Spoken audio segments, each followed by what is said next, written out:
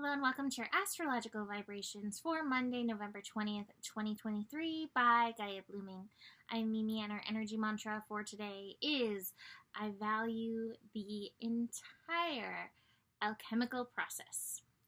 So that means we like the part where we're moving towards the light, where we found that breakthrough and we're feeling empowered, but it also means that we value the parts when we are in the underworld.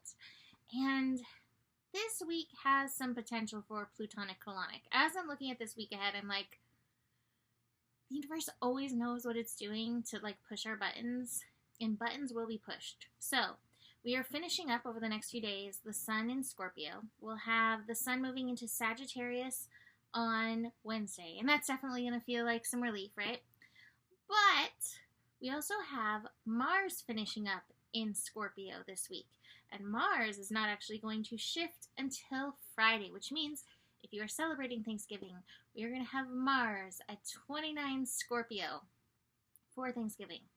And that is some interesting astro on top of whatever else is already going on there. So, just a heads up that between the sun at 29 degrees and connecting with Pluto this week, and Mars at 29 degrees and connecting with Pluto this week, the Plutonic colonic is up. Plutonic colonic is up. Stuff is going to be coming up to the surface, and we may be feeling extra edgy, extra reactive, extra walls up, claws out feeling about this energy. Your work is to empower yourself. If you are not feeling safe, chances are that's what you're going to be doing, is throwing up those walls, putting out those claws. Feel safe within yourself. Empower yourself. And know where you need to place boundaries, and know when you need an exit point for yourself so you can go and breathe in and through this energy. So, we're also building to a full moon. We're going to have a full moon next Monday, the 27th, my birthday, which is just going to add to the energy a little bit. So, great. Let's dig into this. So, today, one of our main pieces of energy is we do have the sun and Pluto connecting. They are connecting in a sextile, which is a helpful connection. So, in some way, the sextile can release some of the Plutonic colonicness of this energy. And yet, anytime Pluto is present, there is challenge. There is that call to empowerment. And so any place we're feeling puny, any place we're feeling some of the Scorpio, survival, fear, challenge energy, we may find ourselves feeling a little extra, with this Pluto engagement. And Pluto's like, I'm just over here helping you figure out your stuff. I'm just over here helping you integrate your shadow energies. Such a helpful planet. Thank you, Pluto. It's very important work. It's just challenging. So if you are feeling challenged, if you are feeling puny, if you are feeling the struggle of the transformation, if you're feeling like caterpillar goo, I always love the literal process of a caterpillar becoming a butterfly. It literally turns to caterpillar cells, goo, in the cocoon to become this whole new thing. It is the process of the phoenix. It is burning yourself down to become anew. So if you're feeling challenged in that, know that you are not alone. This energy is bringing this forward.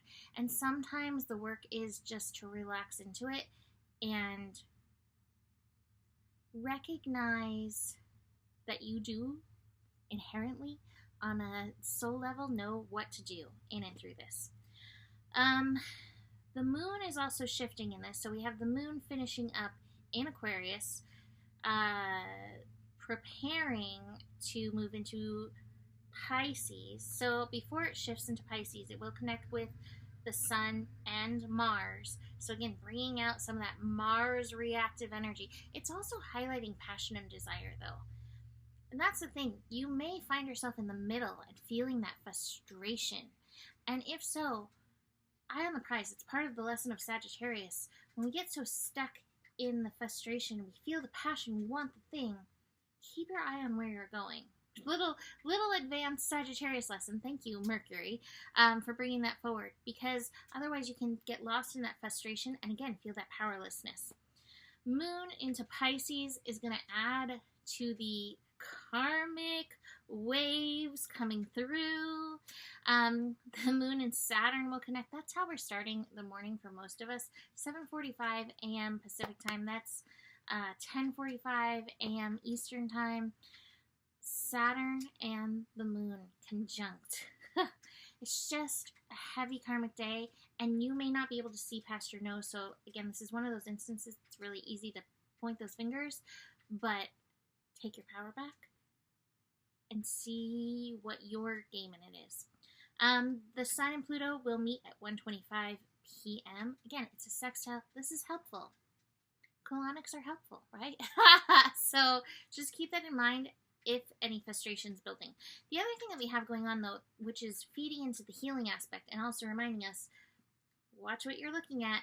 We have Mercury in Sagittarius, which is reminding us to mind our mind and that we can look things, as a cup, overflowing cup.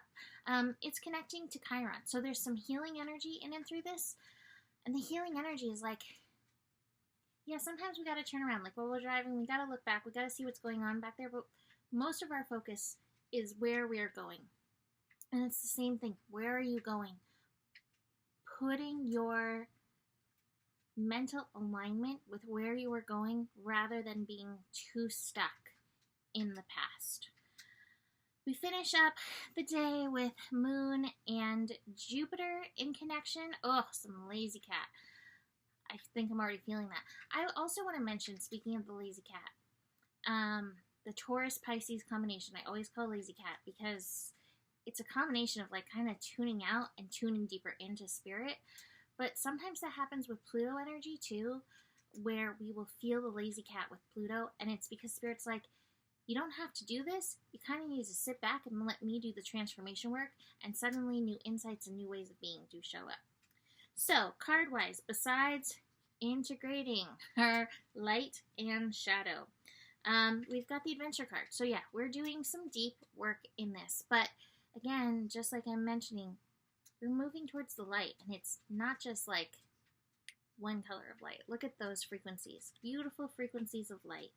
We've got to recognize what we are holding on to that is keeping us feeling small, keeping us puny. Slow down, take it easy. This is not a race, even though it can sometimes feel like that. And the final card that we have, I think I dropped a card. I guess I did. Oh no, here we go. Final card we have is a Lover's card in reverse.